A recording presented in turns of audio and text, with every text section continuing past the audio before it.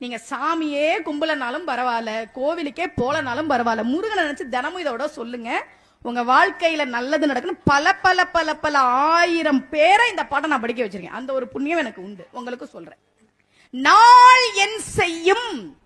இன்னைக்கு எனக்கு அஷ்டமி, இன்னைக்கு எனக்கு சந்திராஷ்டமம், இன்னைக்கு எனக்கு நான் என்ன வேணா இருந்துட்டு போட. நாள் என் செய்யும், வினைதான் என் செய்யும். போன பிறவில நான் ஏதோ பாவம் பண்ணிருக்கலாம், அதுக்கு நான் என்ன பண்ணுவேன்? போன பிறவில தெரியாம தானே பண்ணேன். வினைதான் என் செய்யும், என்னை நாடி வந்த கோலன் செய்யும்.